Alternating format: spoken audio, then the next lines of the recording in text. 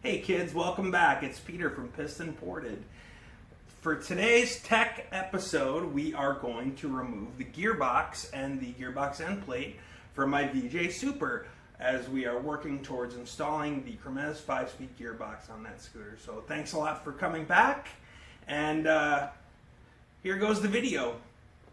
We're going to go ahead and remove this gearbox end plate.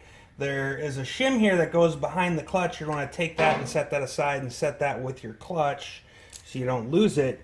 And we're just going to go ahead and remove all these bolts here.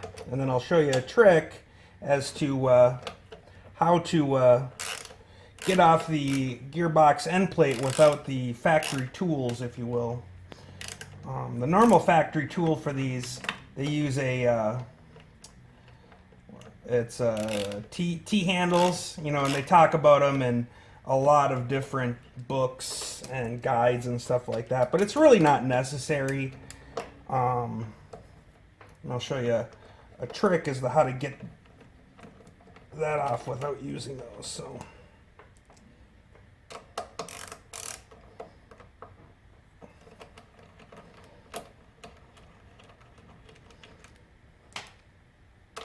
And these are a special type of nut. They're usually a shallower nut. So what I usually do when I take them out is I'll set them aside. I'll even bag them along with the lock washers that go with them, just so that I can keep them separate. Makes it a lot easier. Plus they're all coated in oil, and they're going to have a tendency to want to attract dirt and stuff. And I don't want that, you know, polluting my, or contaminating my gearbox when I put it back together. So I usually just set those in a bag. So, and now to get out the washers, I'm going to go ahead and just use a magnet. So.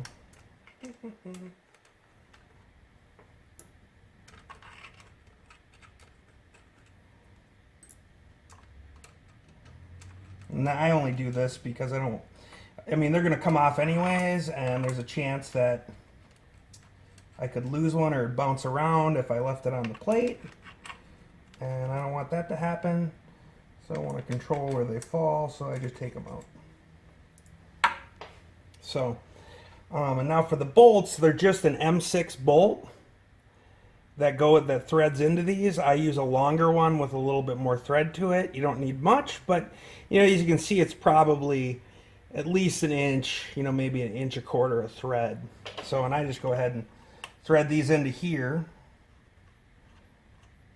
This is where the T-handle extractors normally go, which I don't own. So,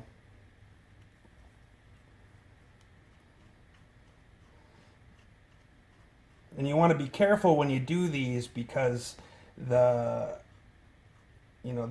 rear axle shaft will want to bind on the end plate. And I'll show you a trick as to how to avoid that from happening, at least too badly. It's going to bind no matter what, but you know, we don't want to damage that bearing. So what I'll do here is I'll put a couple of cranks, you know, from a stop like that, and then instead of prying on this or anything like that, what I like to do is they have this tang here, this boss, and I like to I'll just take my brass. I have a brass punch, so that's not going to damage it, and then I just use a hammer. I use a brass hammer just because, but it doesn't, you know, a regular hammer would be just fine. And then you just tap there, and what that does is that will shift it back over so that it doesn't bind. And then I'll go back, do a couple more. I mean, I just go till I feel a little resistance, and that's really it. Give her a few more taps.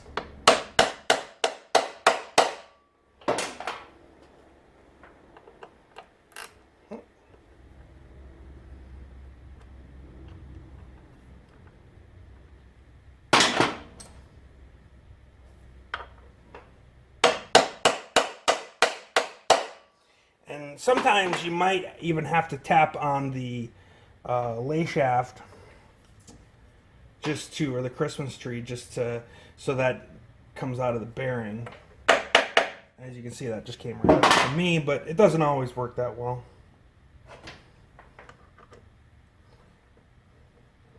Oh, and that's it. And you go ahead and withdraw that. And then you can set that aside. And now we're going to go ahead and just remove the gearbox. So here's,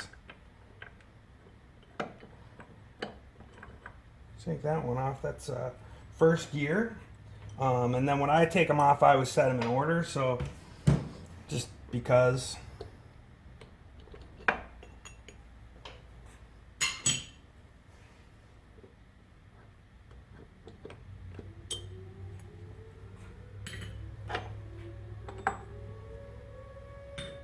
And then there's a little bearing here and then another shim. And you don't want to lose those. So you want to take those out and set those aside. And then you can just withdraw this, the Christmas tree. And then there's also another bearing and shim here. And what I normally do with these is I store them together. And everything is all greased up, so that way I don't lose the order and stuff. So, and that is how to remove the gearbox. Thanks for joining us.